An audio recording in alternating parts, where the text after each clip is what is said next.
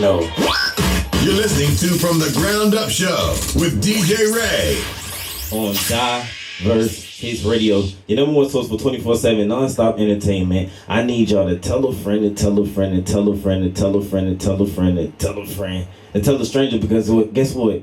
We know over here at Di-Verze Hitz Radio, strangers support you the most. So guess what? Tell a friend and tell a stranger to go ahead and download that app, Di-Verze Hitz Radio, at your app store. It is free, and we know y'all like free stuff. I've been told that, you get what I'm saying? So look, go ahead and download that, and while you at it, I need you to go ahead and subscribe to our YouTube channel. That is free, by the way. Look, support is free. It does not take nothing to go ahead and like and subscribe to see what's going on. You know what I'm saying? Look, man, we have a special guest in the building today. If you did not know, if you have not been watching the flyers or watching any promotion, or you just been under a brick wall, look, man, we got Megan Mosholder in the building. If you do not know who Megan Mosholder is, you gotta wait and find out in about 15 more minutes. You get what I'm saying? Because she is here for a specific reason. But you know, on Di-Verze Hitz Radio, this is called From the Ground Up. So guess what? We're going to find out who she is first, and then we'll get into why we chose to bring her here on Di-Verze Hitz Radio. So with no further ado, may you please go ahead and introduce yourself to the Di-Verze Hitz world. Hi there, how's it going? I finally made it. First off, how was the traffic, you know? I mean, it's Atlanta, so it's always intense traffic. I was coming from Smyrna, so a bit of a trek, but definitely worth it. I'm extremely grateful. Thank you so much for having me and for your interest in both me and my work. And first off, let the people know where you're from. That's kind of a complicated answer. So I'm originally from Columbus, Ohio. That's where I was born and raised. Never thought I'd leave. And then in 2010, I moved to Savannah, Georgia to go to the Savannah College of Art and Design. T-Pope. Yeah. And then had to get out of there. I ended up in Brooklyn. Finished graduate school working with an artist named Teresita Fernandez, who is a world-famous installation artist. And she's really the reason why I work the way I work. She pushed me out of my comfort zone. Met her in southern France. I was there for a few months and ended up wrapping over 400 white pumice rocks in sewing thread to impress her and remind her that she gave me a verbal yes to that internship. And it worked. But I damaged my arm in the process. It was intense. I'm kind of intense. They kind of intense. Lived an intense life. I heard you say you... and maybe please speak in the mic a little bit. Sure. Yeah, just so maybe the people can hear you a little bit louder. So I want to know, you said you stopped in Savannah. Mm-hmm. I had a journey in Savannah too. I graduated from Savannah State University. Shouts out to Savannah State University. Yeah. I was down there for 6 years, and I want to know what made you leave Savannah, because it's a tourist attraction, and since you're into artistry, and I do know that you did say you went to SCAD, Savannah College of Art and Design. I want to know what made you leave Savannah, knowing that it was, you know, a beautiful place, and actually you can thrive in the career that you chose to be in. Absolutely. It was mostly the artists that I met. So Teresita Fernandez, she was in New York, and kind of always wanted to go to New York City. I mean, who doesn't want to go to New York City? And I was trying to transition from graduate school to being a professional artist, and I thought that was going to be really difficult in Savannah. What I do is really unique in a lot of ways, so I just felt my chances were going to be better in New York City. And what made you choose the career path? Because I don't want to call it, well, you are an artist, so what made you choose the career path of being an artist? We could be anything in the world, but what made you choose to say, I want to choose this path? Was it a life experience? Was it, I saw my parent doing this, my friend? Just, I don't know, somebody put you onto it. What made you get into becoming an artist? I was born this way. Oh. According to my mother, I was complaining at 5 years old that people didn't take me seriously as an artist. It was something I've always wanted to do. I remember being at the Chicago Art Institute and seeing a painting, and I thought that's what I want to do with the rest of my life. And everybody was cool with it until I was about 16. And that's when they were like, you need a real job to support your hobby, right? And I kept saying, this is my real job, you know? So I actually started school at SCAD so I could teach at the university level. I was a public arts school teacher in Ohio for 4 years, taught high school. And I love teaching. So originally, the degree was supposed to help me be able to teach at the university level, and then I met Teresita, and she blew my world up. I thought, I'm going to do this thing. I'm going to be a professional artist. I'm going to do the thing that everybody says I can't do because, you know, everybody knows artists die starving, right? That's what they say, at least. Knowing it's a struggle to become an artist, knowing that, you know, you specifically maybe waiting on this big piece to finally make it into the market. You know, what made you continue going, knowing that, you know, this is made for you, but still, what made you continue going on and say, no, I'm going to make it in this industry as far as and put Megan Mosholder's name in the artist industry? What made you keep going knowing that you're going to have to go through that struggle? Right. I think the best way to get me to do something is to tell me that I can't do it. Because I really love proving people wrong. And I felt that a lot of my classmates and professors at SCAD were saying that I wasn't going to be successful. Like I was never going to land a gallery. And, you know, I still am not with a gallery, but I'm a non-traditional artist.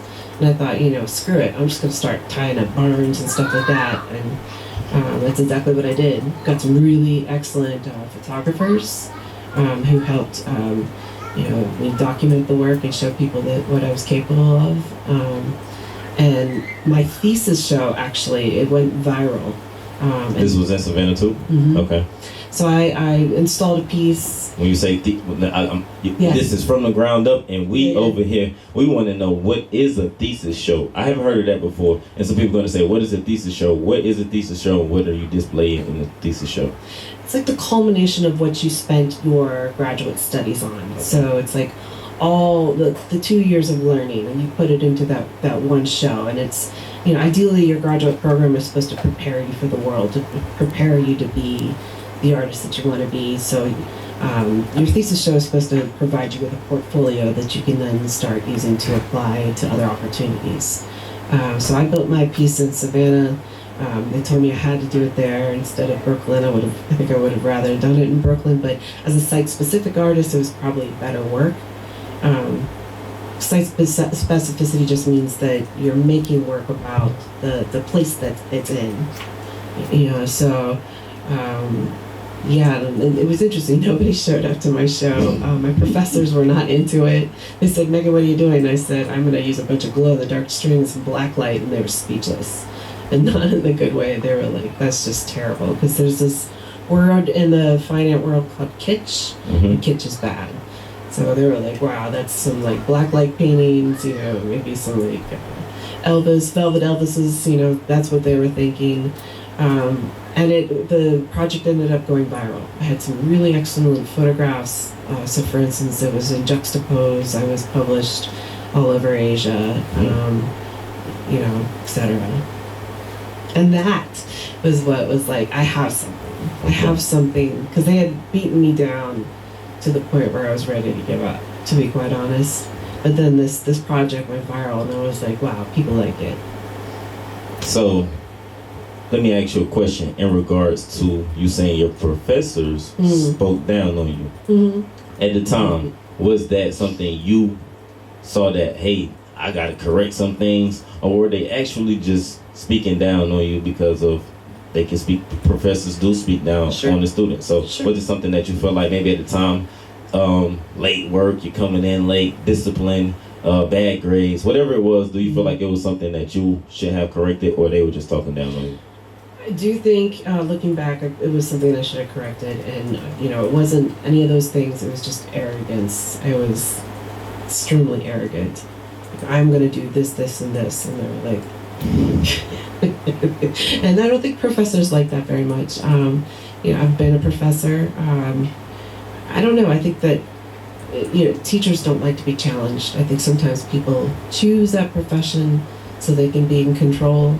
you have a controlled audience, and if you've got the mouthy kid in the back, who is me, right?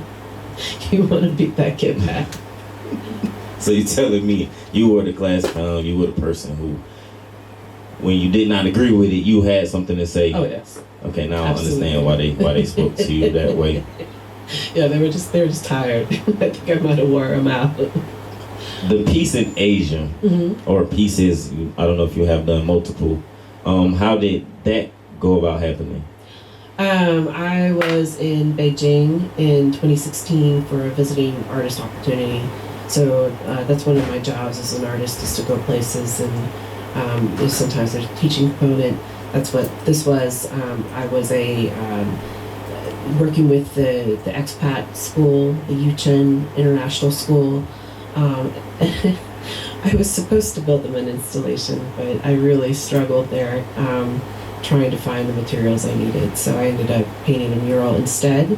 And what I ended up doing was painting the Star of David in a pattern over and over in these windows as a response to Trump being elected president. Because that election happened when I was in Beijing. I about lost my mind. And then all my friends are like, just stay there, and I was like, are you kidding me? No. And then I was watching my hometown just be covered in swastikas. The Wexner Center, the Wexner family is in Ohio, so I think maybe that's why they were covering the university in swastikas, but it was very distressing, and so it was my way to respond with Star David. And I'm not Jewish, but I thought that was my way of handling it, I guess. So growing up, I'm seeing that you probably didn't grow up in one specific place, right? Is that what ties into any of your pieces? Actually, I did. I grew up in Columbus, Ohio. We did live in Chicago for about 3 years when I was a kid. Chicago is the city that made me fall in love with cities. And why is that? It's just an incredible city. All the museums, for instance, the Art Institute is what solidified my thought of becoming a professional artist. It was a Monet painting that I saw there. I just loved it. Like all the trains, the food, the people, like Michigan. It's an excellent city. I see Pittsburgh has a special place in your heart too. Did you grow up in Pittsburgh, or that's just the place that you decided you wanted to work and find your work in and make them notice who you were? I think that Pittsburgh chose me. It started off with a residency at a place called Bunker Projects, where I built a show, and that a friend of mine was working for an architectural firm. They were working to rehab Baker Square for Google, and Google's office is there, and they were working on this web-like roof structure in the middle of the stairs, and they decided they needed an artist because it was looking like a jungle gym, I think. Mm-hmm. And so my friend took them to look at my work, and the rest is kind of history. So I originally went to Pittsburgh in 2016 to install the Google piece, which was at that time 2 stories, and then they asked me to come back because they punched through the floor, extended that staircase, so it became a 4-story installation. So that piece is 53 feet tall, over 60,000 feet of hand-painted string that is all illuminated with black light. It's pretty stellar. Google. Yes. Yeah. Google that research. Google. Yes. Okay. The Goobs, yeah. Was that your way of saying, when you got Google, was that your way? I got my foot in the door now. Was that piece, was the one you was like, it's my foot in the door now, this is mine? That's what it felt like at the time. No. I think it's complicated. I think part of being an artist, at least for me, is, I make something and then I finish it and there's this instant letdown because maybe the project's done, but also I think it's because people maybe don't get it or see it the way I do. That's complicated, but it's like the piece I just finished here in Atlanta for Microsoft. Same kind of thing. It's like I feel like blew up this giant balloon, and then someone popped it with a pin, and it's like, whatever, it's over. But I mean, that piece it's 41 feet tall. I've been working in 4 stories the past couple of years very comfortably. I like to make big things. How long does it typically take to make a project like that? You said 41 feet and 53 feet? Okay, how long does it typically take to make a project like that? First off, hold on, let me slow myself down. Sure.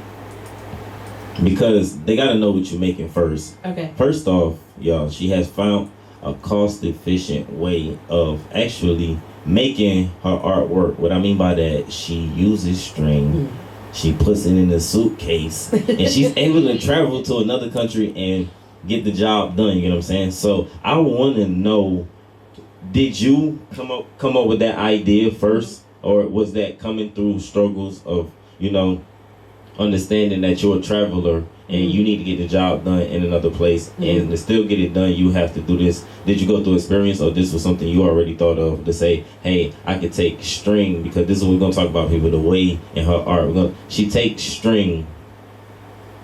I was looking, I did a little research. You did nylon first, and then you realized nylon wasn't going to work out, so you changed it to polyester. Correct. Okay, because nice work. Polyester was a little durable and a little bit more stretchy, right? She has made the string become curved by using the y-axis and the x-axis. You know what I'm saying? Look, after this, y'all should go and do a little research, you know what I'm saying? Because this is why Google has accepted her. This is why Microsoft has accepted her, because of what she has put out into the world. I want you to explain to the people, what made you come up with the theory? The string, oh gosh, it's somewhat complicated. First of all, I met an artist while I was at SCAD. His name is Trenton Hancock Doyle. And he was talking about how he was constantly traveling, and so he would be sitting, you know, in the airplane working on drawings. And so I thought, gosh, I need to figure out a way to be constantly working like this man, because in order to produce the amount of work you need, right? At the time, I was working on large panels. I was making very built-up paintings, and panels it's all wood, right? Really heavy, awkward. And these were like 4x8 foot panels. You can't just throw that on a plane, right? That's gonna cost some money to ship it. So the string definitely worked in that way. I throw it in a suitcase, I can make something big, and it's less expensive, right? If I that international shipping is really complicated, lots of things. The string also kind of came to me by way of being in France. I was broke, was trying to get acquainted this artist, right? She wanted me to make something big. She said that 4x8 panels were small, and I thought, oh my God, how much bigger did this woman expect me to go? So, and I found a small spool of thread, and then people were shipping me thread from the United States, and that's how that piece got built. And then once I got back to school, like I said, I felt like my professors were talking down. I was really frustrated, so I was making these barriers, right, in my studio, where, you know, the string was creating kind of like a wall almost, so I was like protected from the criticism, I guess. And then, yeah, I liked it. And the parabolic forms, the XY axis, I mean, that's a really basic algebraic formula. I started doing that at a residency in upstate New York called the Wasaic Project. They had us in a barn, and I just kind of randomly started doing that. And I mean, I thought I'd be over it, the whole straight lines make curves thing, but there's something magic about it for me. Did you see something first, or did you see that you're trying the string? I think I literally just sunk some eyelets into this barn and just started doing it. I think I was just screwing around. That's crazy. And the coloring aspect came after? The color, that started because, I don't know what it was. I was just obsessed with like this glow-in-the-dark paint that I'd found, and my studio neighbor said, hey, you should try glow-in-the-dark string. And it just worked. It just looked so beautiful, especially, like the first piece was in an old house, like an old shack, and the juxtaposition between the rough beat up wood next to the neon glowing string was just really beautiful, I think. So yeah, and then I started painting it when I was in Italy because I actually ran out of string, and I was building this piece in a 14th century attic in Semione. You've been everywhere. I'm working on it, and I started messing with painting it, and it just worked. It just looked really beautiful. And both my art degrees are in painting, so even though SCAD kind of beat painting out of me, like it's still there. It's always going to be there, yeah. So the piece that we have here in Atlanta, in Skylark Apartments, when did you do that, and how long did it take you to do that? Oh, I love that piece. It's beautiful. I do too. Thank you. See, when I say this stuff, it's gonna pop up on the screens and pop on the picture. Cool. That one, it took about a year. A year? Maybe less, actually. Because Melania, our mentor, she brought me to Skylark. It was a residency program, so it was like a live workspace for me, which was perfect because that's where I had my leg amputated while I was living there and working on the Skylark piece. And Melania thought I was crazy, and I was like, no, this is good. This is going to help me heal faster if I have a project, because I'm always happier with a project. That piece, I wanted to make sure that it was built something. I was building something special for the residents. So when you walk inside, it's one experience, but I also wanted the neighborhood to have something. So, on the outside, it's a different experience. The outside has those mirrored stainless birds on the front that reflect the sky, and then on the inside, during the day, it's white. As the sunset, black light activates the invisible UV paint that is hand painted on all the ropes, and then it creates this like neon glow inside. So the rope is at Skylark? Maybe I missed that one. The roping is on Skylark?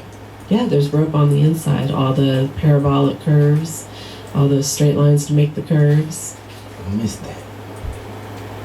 Well, you can always come back. Yeah, we definitely got. I gotta go back and check that out and take a picture so Di-Verze World can see what I'm talking about. Since you have all of these pieces and you've traveled to so many countries, I actually want to get into my piece that I like. It's Louis Negrini. Am I saying that right? What is it? Louis Negrini. That is. Don't y'all talk about me. In 2017. 2017. I think you're talking about the Google piece. Yes. I used that title. It's actually Celtic. Can you enunciate that for me? Because I don't want to sound like I don't know what I'm talking about, even though I don't know what I'm saying. I'm probably butchering it too. Lunagrain is, and it stands for window of a sunset. I like to tell stories through my titles, if at all possible, and I use foreign languages sometimes as a way to pique interest, I guess. For instance, the piece that I have in Italy right now is letterale, which is literal in Italian, and that's a self-portrait, and that's why I titled it that way, because it's so very literal. It's about me, it's about my accident, it's about my obsession with parabolas and blacklight, so it's very literal. The piece you're referring to, though, Lunagrain, Window of a Sunset, that is the custom piece that I built for Google that is 53 feet tall. And that's your favorite one? I don't know that I have a favorite. What is, let's say, what piece did you enjoy and you had the most time enjoying? Because I'm seeing, right, because we're not done. We're going to talk about pre-accident, post-accident. Sure. Because I know what it takes to build a team, and you've completed things, so we're going to talk about team building as well. But I do want to know, first off, let's get into it. What caused you to get into the accident, if you don't mind speaking the on accident. Excuse me. I blew up the microphone. From what I was told, that because I don't remember it, they think I fell asleep at the wheel. I was exhausted. I had moved back from Tulsa to Atlanta because Tulsa wasn't working for me, and I was in a black financial hole. I was trying to dig myself out, and of course, all the opportunities happened all at once, and it was all in this 1 minute period. I had a show in New York. I was started teaching at KSU. I was working on a piece in Madison, Wisconsin. I had gone to Tulsa to move out of my studio because I had this beautiful studio space. It was coveted, and I didn't think it was fair for me to just have it full of crap and not use it, right, when everybody else wanted it. So all these things were happening, and I was really pushing myself, and I was exhausted. So I was about 2 miles from home on Delk Road in Marietta, and my car vaulted a concrete barrier and flipped, and was wedged between a tree and the concrete barrier. Gas tank ruptured and ignited, and I was trapped in my burning car. Someone saw the flames and called the firemen, and then a police officer who had been on the force for all of like 2 weeks.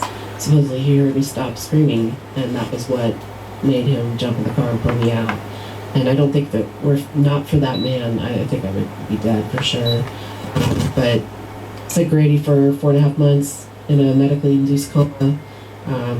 They really didn't think I was going to survive, but I'm stubborn, so here I am.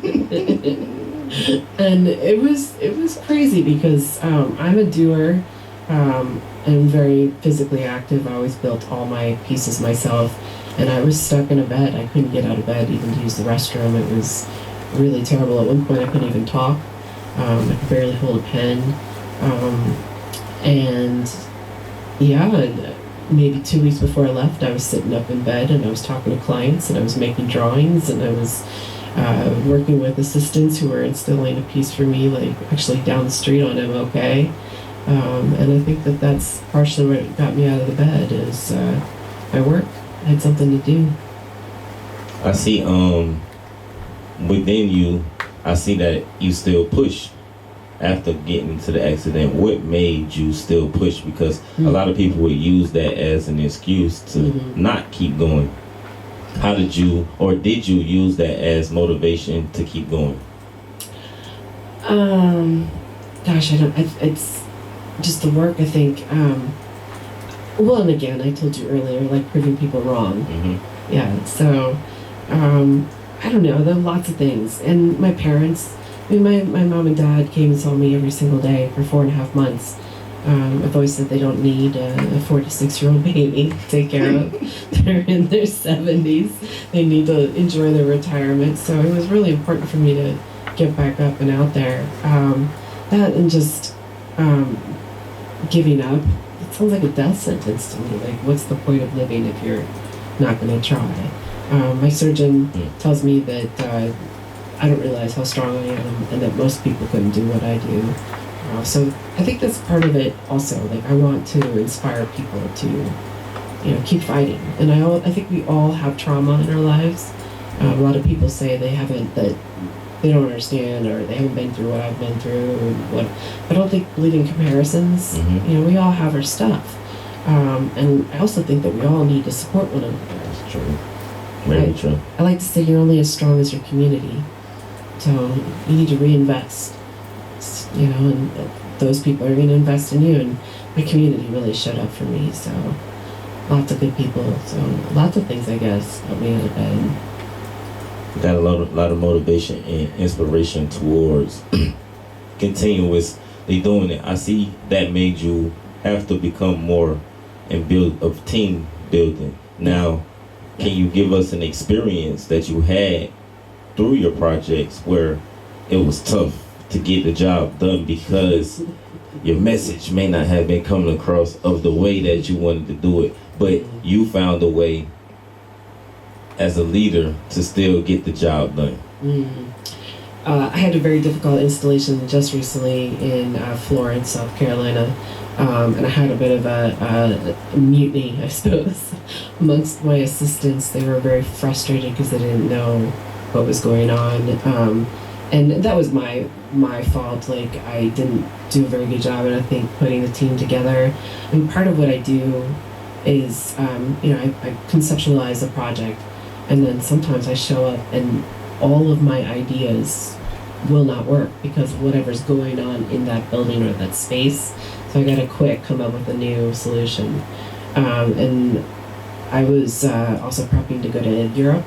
I just spent a month in Europe for the piece I built over there. And I was struggling to conceptualize this piece, and I had a member on my team who was making decisions without talking to me first, and that ended up costing me a lot of money, which was really frustrating. But she decided to leave, and the rest of us, you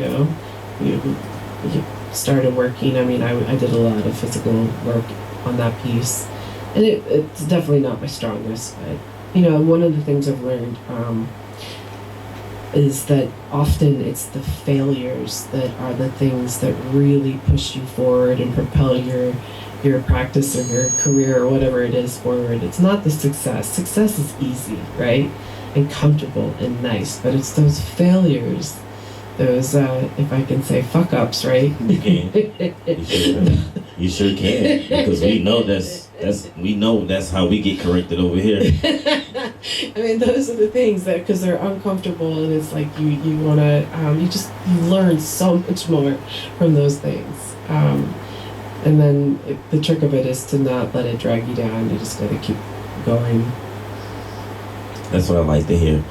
Team building. We're gonna stay on team building, because I've saw some of your projects and I see the teamwork and chemistry. I've been seeing you start something and literally take all the string down and start over from the ground up, basically again. Did that cause the team members to be like, what is she doing? She wants to be perfection or whatever. Or did they still stay behind you, knowing that you had an end goal and a vision that you were trying to meet, and it required you to start back over from scratch? Well, team building. So I have a master's in education in addition to my master's in fine arts. And I taught high school for 4 years at an urban public charter school. I love teaching. Where was this at? Columbus, Ohio. Okay. It's called the Graham School. And man, did that job teach me something about, perseverance. Because surly teenagers, right? Who are my favorites? I love surly teenagers, which is why I was working with them. But team building, for instance, when I was first working on the Google project in 2016, we had installed all the string, and then it came time to paint it. And I told my assistants I wanted it to be painterly, and I felt like I gave them enough information, and everybody was freaked out. They kept saying, "This is Google, Megan. This is Google. We can't screw it up." And I was like, "Don't worry about that. I'm the one who worries about that. You just paint the thing." So I sent them all home over the weekend, and I painted it. And when they came back and they saw it, they were like, "Oh, we get it." So a lot of times they just need to be shown, which is why we struggled in South Carolina, because I didn't really have very much to show them, and they were frustrated. So, I have a lot of people who approach me and ask me to work. They want to work with me because I'm traveling, or because of the prestige of the project. And I like to give people chances. I like to give people lots of chances. I've had some mostly groups, most of my assistants have been incredible, stellar. I like to step back and give them freedom. And the ones who don't work, a lot of it's tedious. It doesn't look like it's going to be hard work. It looks like it's going to be fun. It's not always fun. And I always tell people too, you can't fuck this up. It's and like you said, the material isn't expensive. Fortunately, paint is not as expensive, but that's something that my mentor said to me, Teresita. She said, "You can't fuck this up," because I was really afraid, because she's a blue chip artist. The piece we were working on was going to the Louis Vuitton in Shanghai. I was really afraid that I was gonna fuck it up, but she said you can't fuck it up. So. And that makes people feel better, right? They relax, enjoy themselves. I try to step out and not be there. My presence has a tendency to make people nervous. And why do you think that? Is it an intimidation factor of the work that you've done already? Or is it demeanor? Is it people saying stuff already? "Oh, she's mean." I don't think people say that. It could be, but I have been told that I'm intimidating and aggressive. That's just something that I've had to learn to incorporate. I don't know. I think it's that people don't want to disappoint me. Teresita did the same thing. We'd be working in the studio and she'd dip out and go do other things. Because she's a MacArthur scholar. She won a Guggenheim. Like she's just, you don't want to screw that up. So I think that people do the same thing with me. Like I make them nervous. So they can relax when it's just like a boss situation, right? When the boss is around, people tend to everybody tense up when the boss is around. Mm-hmm. Let me ask you a question.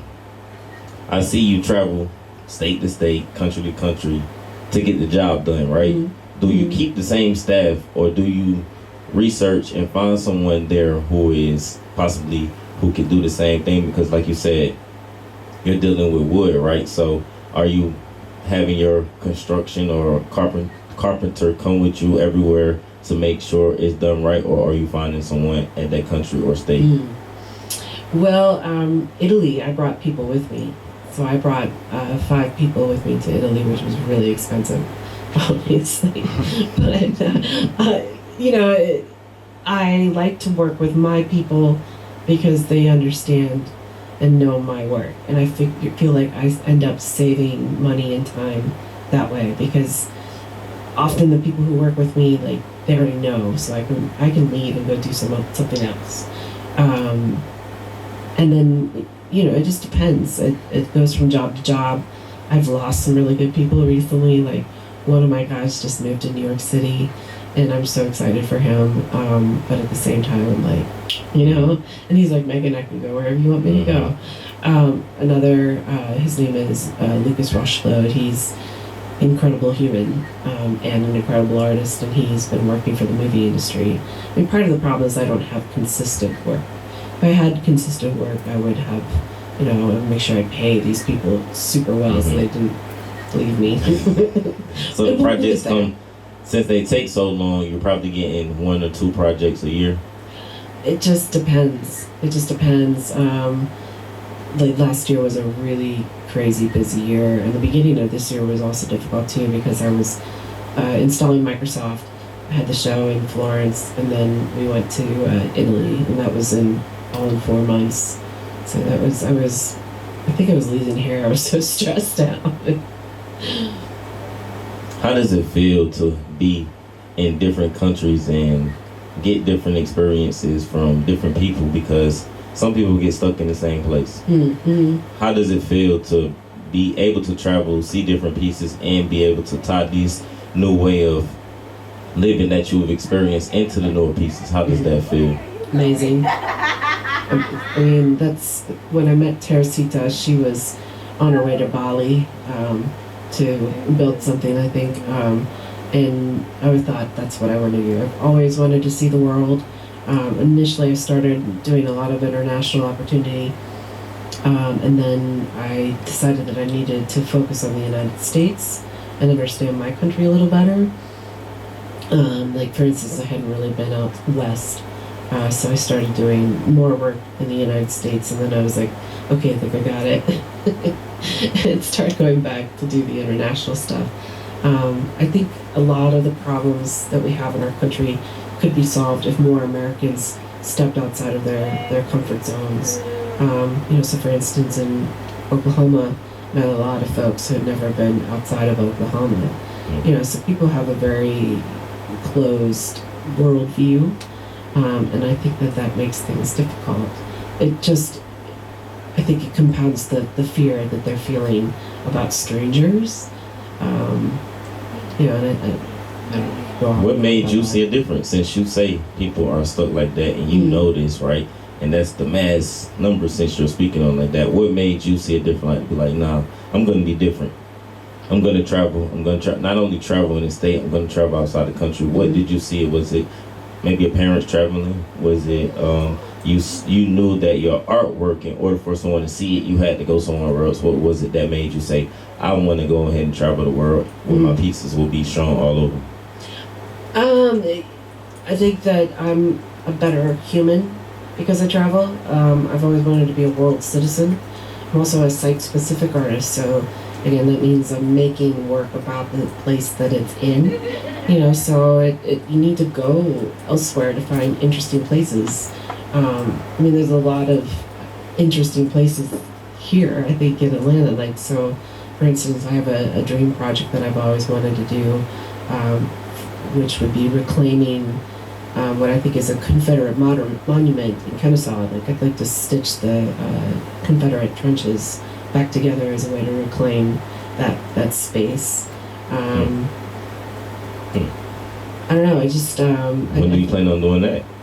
As soon as I can get the funding, and I don't even know if they're gonna let me. I mean, I know that's considered like sacred, you know. And I just kind of happened upon them when I first moved down here from Brooklyn, and they're fascinating to me. That like there's. Have you been through the Confederate trenches or any of it? It's there. The energy there is really interesting. It feels heavy for obvious reasons, right? And I think it's really interesting the way Confederate monuments are being reclaimed in this country, and I would love to take that. Take that back. Yeah. We're gonna push for that. We're gonna push for funding to get you to be able to do that. Thank you. When it comes to projects, right? The Google project, is it something that you have to seek out Microsoft, seek out for them to see it, or is it you're gonna see my work eventually through whatever it is?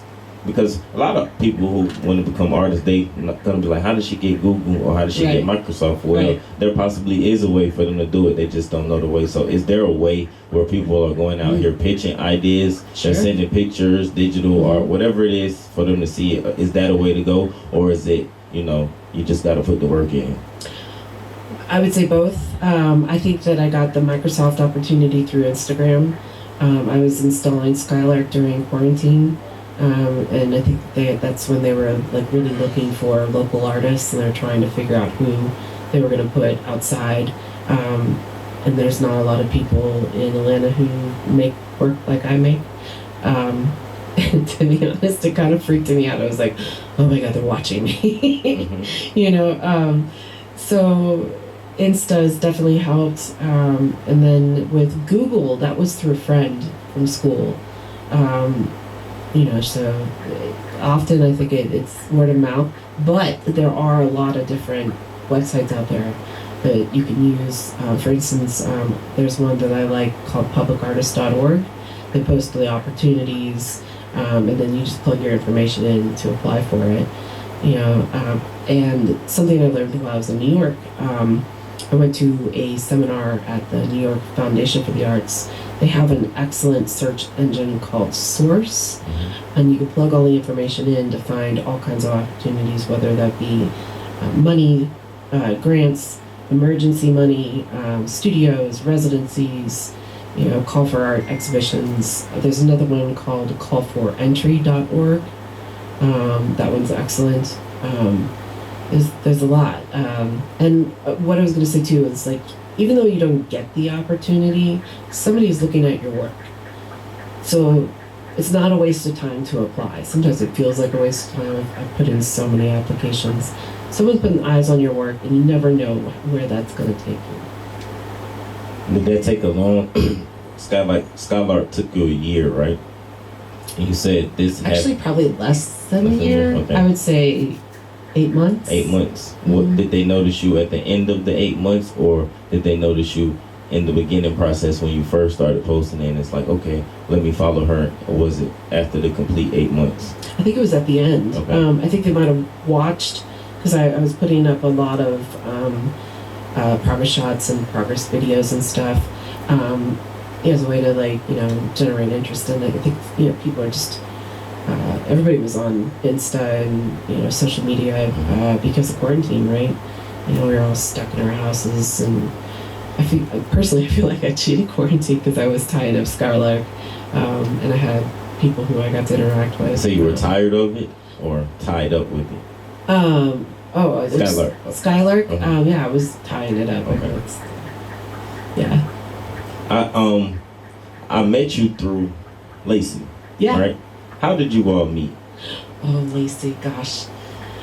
I think we probably met. So I moved down from Brooklyn in 2014, and something I've also always said, like, you know, you're always only as strong as your community, and if you want people to invest in your work, you have to invest in theirs.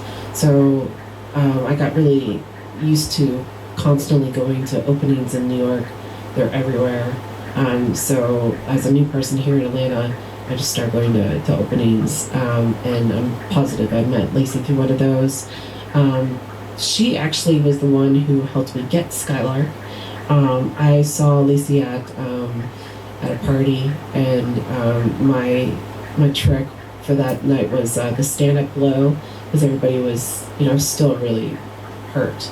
And people, I was in a manual wheelchair, and so everybody was like, "Oh my God, it's amazing!" You know. And I said to Lacey, I was like, "I'm looking for a place," and she was like, "I might have something for you." And then, you know, I met Melania, and the rest is history. The rest is history. We want to know, what is the next biggest thing that you have going on? I don't know what the next. You don't know what it is? I don't. The next biggest thing, I mean, I've been applying to a lot of stuff. You know, the summertime tends to be pretty slow in the art world, and then September everything starts picking up. So I am doing a piece for Shamrock Prosthetics, so the company who helps me with my amputated leg. The guy who owns the place, he's always wanted something, so that's what I'm working on right now. And that piece, it's not going to be 4 stories, of course, but you know, it's the goal is to inspire hope. You know, he's going to put a QR code, I think, and a plaque with my information, so people can reach out to me, so I can also be an advocate for them, both through the work and just personally. Interesting. That's very interesting. I think we want a piece we may can afford. a Megan Mosholder, we may be able to get one string in a straight line. How long? I mean, do you know, maybe smaller budget where people be like, hey, I just want a smaller box. Like, I saw you do boxes. Mm-hmm. Well, they're not called boxes. What is the appropriate name for it? I guess I've been calling them cube sculptures. Okay. Yeah, they're in plexiglass boxes. I really like those. And I do make small ones. Is there a place we can go and like order and say, hey, I want this size, boom, such and such? Or you just have to talk to me. You just have to contact me directly. You gotta contact her directly. Which I mean, it's Instagram. You can, you know, email me. But, you know, I'm not good at phone calls. By the way, can you give them your info while you on Sure, your Instagram? Sure. Instagram is Megan Mosholder Art. Say that one more time, because Megan Mosholder Art. Megan Mosholder. It's gonna be at the bottom too, by the way. Megan Mosholder Art. Make sure y'all follow her to catch on to the latest artwork pieces that she does have out here, because she has a lot of work out here. But before we go, I do want to ask you one question. Sure. What describes your art? Or give me one word that describes your art. I know you're well diverse. You've been in different countries. You've been in different states. Can you give me one word that would be like, this is what describes my art? Luminescent. Luminescent or luminescent? Luminescent. And why is that? I'm sure it's what color, right? It glows. Because there's light. I like working with light.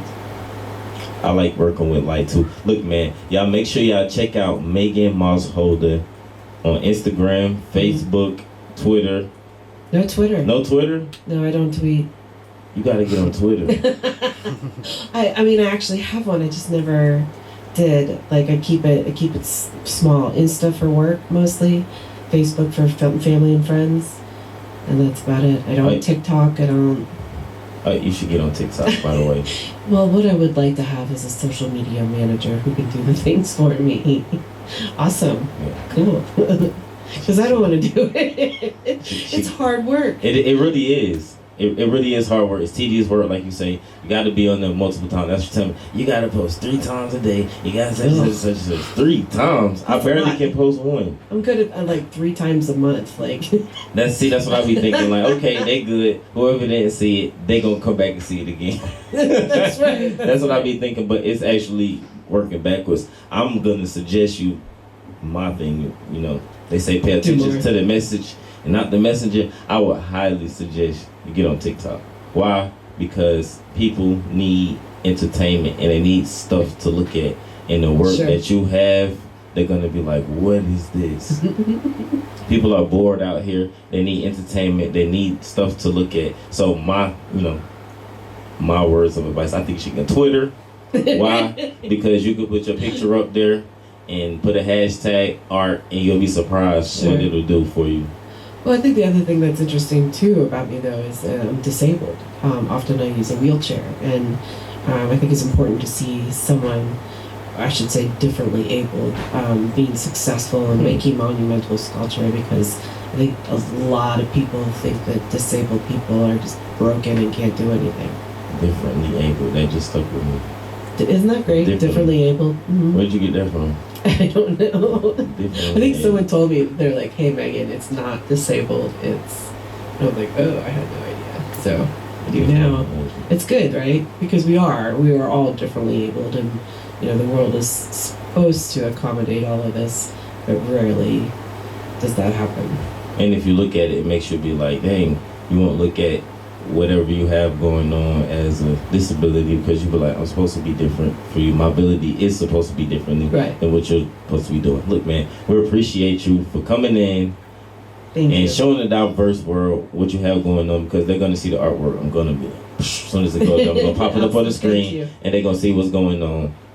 If you did need any help with the social media aspect, we got you covered over here. Amazing. Because we appreciate you for coming over here and letting the world know who you are, because more people need to see what you have going on. More people need to hear your story. More people need to see that you continue striving even though you did go through trials and tribulations. So that's why I brought you here to say, hey, can you come in so that people can know, like, there's no such thing as an excuse. It's really not. I agree. No such thing as an excuse. So look, we appreciate you for coming in. If there's any words of advice that you can give for the people, what would it be? Don't stop. Just keep doing it. Just don't give up. The other thing is, I would say, like, we all have bad days. You're allowed to have your bad day, but the next day you gotta get up and go. So give yourself the time to rest, recoup, but the next day, get up and go back out there. I have a rule that I go by very similar to that. It's just basically same concept. 24 hours. You got 24 hours to sit back and feel some type of way about whatever you're going through. Sure. After the 24 hours, you gotta let it go and attack the situation and make some change. So I agree with you on that. Once again, we appreciate you for coming here on Di-Verze Hitz Radio. This is Megan Mosholder. Make sure y'all do some research, because I promise you, you're gonna be like, oh, she was on Di-Verze Hitz Radio. And I'm like, I told y'all, she had a story and she had something to tell y'all. She had some artwork for y'all to see. Look, man, I'm about to get off of here. We appreciate y'all for listening out here, Di-Verze Hitz World. Make sure you like and subscribe on the YouTube channel, and we are out of here. Thank you.